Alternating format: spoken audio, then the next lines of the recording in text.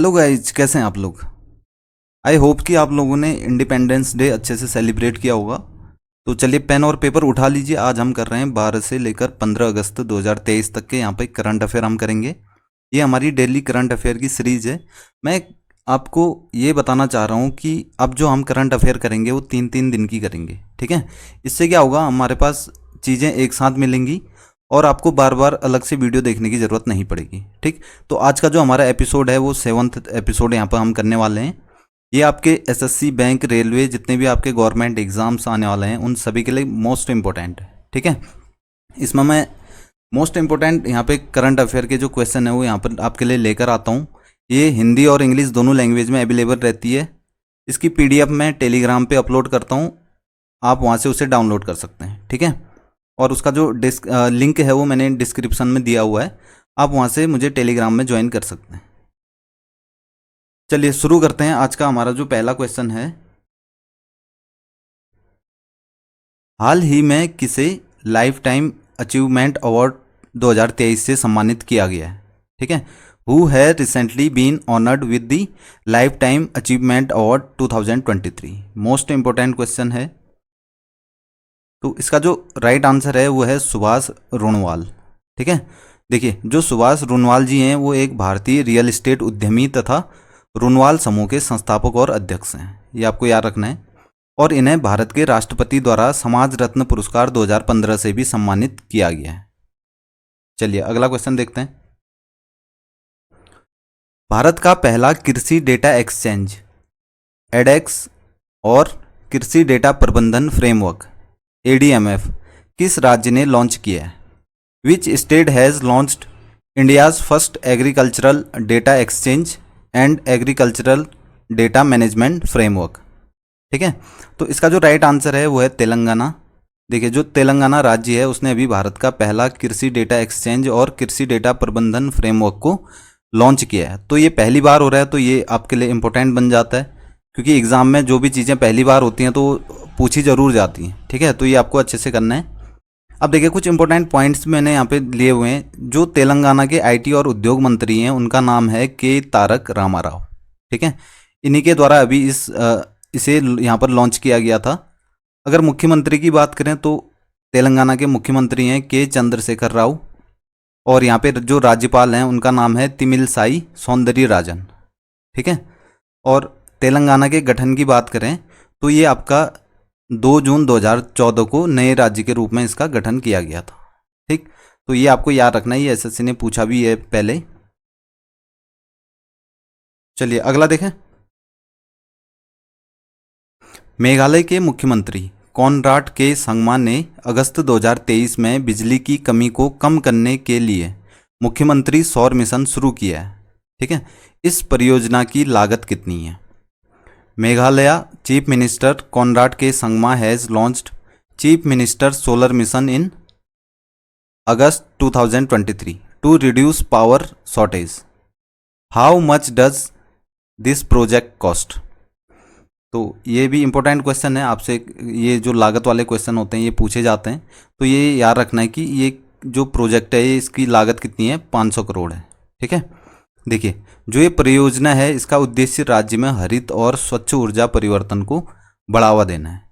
अगर हम मेघालय राज्य की स्थापना की बात करें तो इसकी स्थापना हुई थी 1 अप्रैल 1970 में, ठीक है। और जो यहाँ के राज्यपाल हैं वो हैं श्री फागू चौहान। तो ये चीज़ें आपको याद रखनी है। चलिए अगला देखते हैं। अंतर्राष्ट्रीय युवा दिवस कब मनाया जाता है। When is international youth day celebrated. तो इसका जो राइट आंसर है वो हो जाएगा 12 अगस्त, ठीक है। 12 अगस्त को अंतर्राष्ट्रीय युवा दिवस मनाया जाता है। अब देखिए, आपसे एग्जाम में क्या पूछा जाता है, थीम पूछी जाती है। तो थीम इंपॉर्टेंट है। देखिए, जो इस वर्ष की जो थीम थी वो क्या थी, युवाओं के लिए हरित कौशल, एक सतत विश्व की ओर, green skills for youth towards a sustainable world, ठीक है। तो ये आपको याद रखना है, ये इंपॉर्टेंट है। चलिए अगला देखते हैं।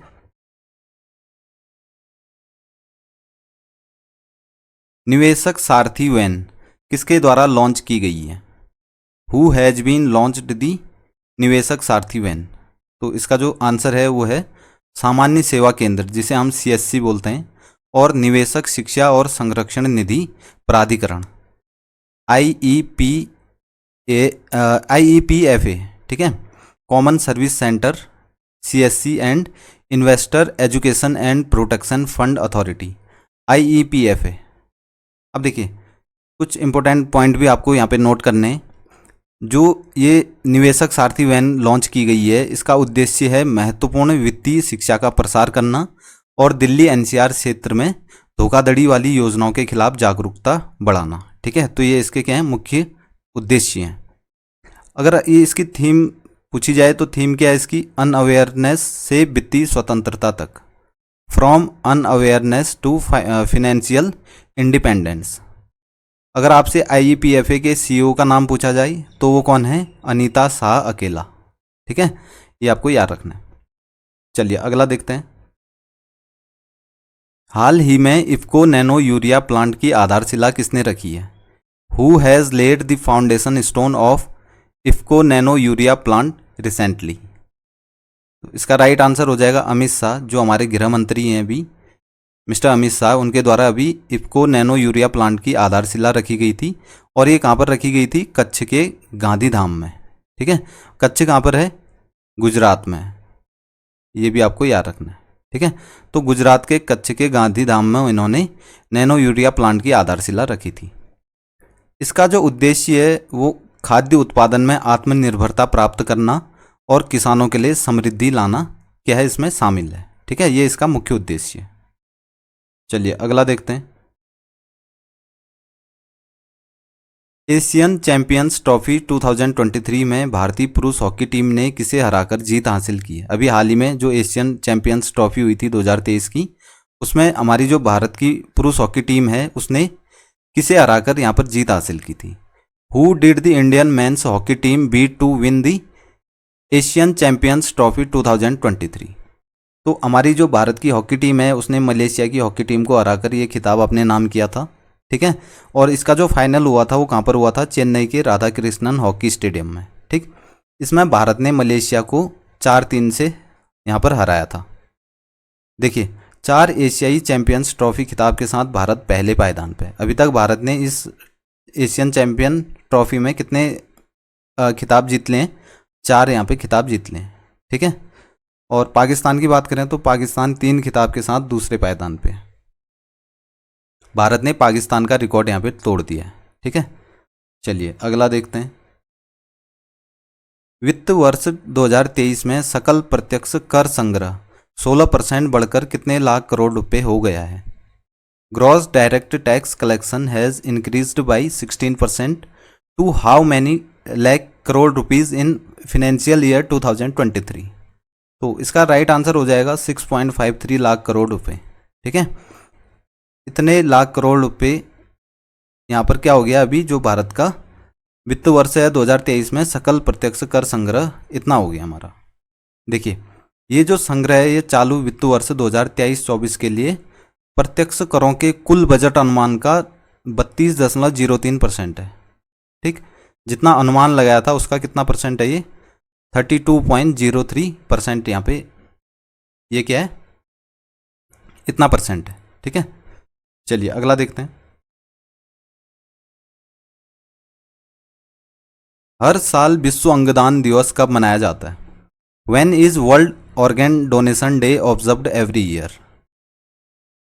ये क्वेश्चन SSC ने पहले भी पूछा हुआ है, अंगदान वाला, तो ये आपको याद रखना है। तो ये आपका 13 अगस्त को मनाया जाता है, ठीक है। हर साल 13 अगस्त को विश्व अंगदान दिवस या वर्ल्ड ऑर्गन डोनेशन डे यहाँ पर मनाया जाता है। देखिए इस वर्ष की जो थीम थी वो थी स्वयंसेवक बनने की ओर कदम बढ़ाएं, कमियों को पूरा करने के लिए अधिक अंगदाताओं की आवश्यकता है, ठीक है। Step up to volunteer, need more organ donors to fill the lacunae, ठीक है। तो ये याद रखना आपको, इसकी थीम इंपॉर्टेंट है तो थीम आपको यहाँ पर रट लेनी है। चलिए अगला देखते हैं। National payments corporation of India NPCI ने UPI सुरक्षा जागरूकता अभियान UPI चलेगा का कौन सा संस्करण लॉन्च किया है? National payments corporation of India NPCI has launched which edition of the UPI security awareness campaign, UPI चलेगा। तो इसका राइट आंसर हो जाएगा तीसरा संस्करण। ठीक है, ये थर्ड एडिशन यहाँ पे अभी लॉन्च किया हुआ है। अब देखिए कुछ इंपॉर्टेंट पॉइंट भी हैं, जैसे जो ये अभियान है इसका उद्देश्य है यूपीआई की ब्रांड जागरूकता को बढ़ावा देना, इसकी विशेषताओं की समझ को बढ़ाना तथा नए उपयोगकर्ताओं के बीच व्यापक रूप से अपनाने को प्रोत्साहित करना। ये इसके क्या है, मुख्य उद्देश्य हैं। ठीक है, देखिए जो एनपीसीआई है वो क्या है, भारतीय रिजर्व बैंक द्वारा स्थापित एक निगम है। इसकी स्थापना 2008 में हुई थी और इसका जो मुख्यालय है वो कहाँ पर है, मुंबई में। ठीक है, अगर इसके सीईओ और एमडी की बात करें तो वो कौन है, एपी होता। ये आपको याद रखना है। चलिए अगला देखते हैं। वर्ष 2023 के लिए जांच में उत्कृष्टता का केंद्रीय गृह मंत्री पदक से किसे सम्मानित किया गया है? Who has been awarded the union home minister's medal for excellence in investigation for the year 2023? तो इसका राइट आंसर हो जाएगा कंवरदीप कौर। ये भी इंपॉर्टेंट क्वेश्चन है। कंवरदीप कौर को यहाँ पर अभी 2023 के लिए जांच में उत्कृष्टता का केंद्रीय गृह मंत्री पदक, ठीक है, union home minister's medal for excellence in investigation से यहाँ पर उनको नवाजा गया है। देखिए जो कंवरदीप कौर हैं वो चंडीगढ़ के कपूरथला जिले की क्या हैं, वरिष्ठ पुलिस अधीक्षक हैं। ये यहाँ पर क्या हैं, एसएसपी हैं। ठीक, इनको ये पुरस्कार जो दिया गया है एक नाबालिग के रेप के मामले में उत्कृष्ट जांच के लिए दिया गया है। ठीक है, इन्होंने जो जांच की उसके आधार पर अपराधी को 11 महीने के भीतर ही यहाँ पर मौत की सज़ा सुनाई गई थी। तो इसी वजह से इनको इस पदक से यहाँ पर सम्मानित किया गया है। चलिए अगला देखते हैं। 77वें स्वतंत्रता दिवस 2023 की थीम क्या है? What is the theme of 77th independence day 2023? इसका जो आंसर है इतिहास, महत्व और उत्सव। इस थीम के साथ अभी हमने यहाँ पर 77वां अपना इंडिपेंडेंस डे सेलिब्रेट किया था। ठीक, थीम क्या है इसकी, इतिहास, महत्व और उत्सव, हिस्ट्री, सिग्निफिकेंस एंड सेलिब्रेशन। तो ये इंपॉर्टेंट है, ये थीम आपको याद रखनी है, आपसे पूछी जा सकती है एग्जाम में, तो ये थीम आपने याद रखनी है। ठीक है, चलिए अगला देखते हैं। केंद्रीय मंत्रिमंडल ने भारत नेट के लिए कितने लाख करोड़ के परिव्यय को मंजूरी दी है? The union cabinet has approved N outlay of how many lakh crore for Bharat net? तो इसका आंसर हो जाएगा 1.39 लाख करोड़ रुपीज़। ठीक है, रुपीज़ 1.39 लाख करोड़ रुपीज़ यहाँ पर भारत नेट के लिए परिव्यय को मंजूरी दी है केंद्रीय मंत्रिमंडल के द्वारा। देखिए इस परियोजना के तहत भारत के लगभग 6.4 लाख गांवों में अंतिम मील कनेक्टिविटी प्रदान की जाएगी। ठीक है, यहाँ तक ब्रॉडबैंड की सेवा पहुँचाई जाएगी। तो इस वजह से इतना यहाँ पर लागत इसकी आने वाली है, तो ये चीज़ आपको याद रखना है। चलिए अगला देखते हैं। अफ्रीका में हेल्थ केयर विस्तार के लिए प्रतिष्ठित ग्लोबल लीडर अवार्ड 2023 से किसे सम्मानित किया गया? ये भी इंपॉर्टेंट क्वेश्चन है, ये भी आपको याद रखना है। Who has been honored with the prestigious Global Leader Award 2023 for Healthcare Expansion in Africa? तो आपको इनका नाम याद रखना है, जयेश सैनी। ठीक है, जयेश सैनी को अभी हाल ही में अफ्रीका में हेल्थ केयर विस्तार के लिए प्रतिष्ठित ग्लोबल लीडर अवार्ड 2023 से सम्मानित किया गया है। तो ये भी इंपॉर्टेंट क्वेश्चन है, इसको भी आप याद रखेंगे। चलिए उसके बाद है अंतिम क्वेश्चन। सुस्वागतम ऑनलाइन पोर्टल को किसके द्वारा लॉन्च किया गया है? हु हैज़ लॉन्च्ड दी सुस्वागतम ऑनलाइन पोर्टल? ठीक है, तो इसका आंसर हो जाएगा सुप्रीम कोर्ट। जो भारत का उच्चतम न्यायालय है उसके द्वारा अभी हाल ही में सुस्वागतम ऑनलाइन पोर्टल को लॉन्च किया गया है। इससे क्या होगा कि अदालत में प्रवेश करने के लिए एक विजिटर पास चाहिए होता है। ठीक है, तो ये पास अब यहाँ पर ऑनलाइन आवेदन किया जा सकता है। तो इस वजह से यहाँ पर सुस्वागतम ऑनलाइन पोर्टल को लॉन्च किया गया है। ठीक, तो ये थे हमारे 12 से 15 अगस्त तक के मोस्ट इम्पोर्टेंट करंट अफेयर। मैंने फालतू क्वेश्चन यहाँ पर नहीं लिए हैं। ठीक है, जिस तरीके से एसएससी एग्ज़ाम में क्वेश्चन पूछती है उसी के आधार पे मैंने यहाँ पर क्वेश्चन लिए हुए हैं। आई होप कि ये चीज़ें आपको पसंद आई होंगी, आपकी समझ में ये चीज़ें आई होंगी। और यहाँ पर हमारी स्टैटिक जीके की क्लासेज भी मैं यहाँ पर आपके लिए लेकर आ रहा हूँ। ठीक है, मैंने कई वीडियोज़ यहाँ पे बनाई हुई हैं, आप वहाँ से देख सकते हैं। मोस्ट इम्पोर्टेंट टॉपिक्स मैं यहाँ पर अभी आपके लिए लेकर आता हूँ जो एग्ज़ाम में आपसे पूछे जाते हैं। ठीक है, तो आप उन्हें भी देखिए, अपनी तैयारी अच्छे से कीजिए। चलिए आज के लिए बस इतना ही था, फिर मिलते हैं नई वीडियो में, तब तक के लिए जय हिंद, जय भारत।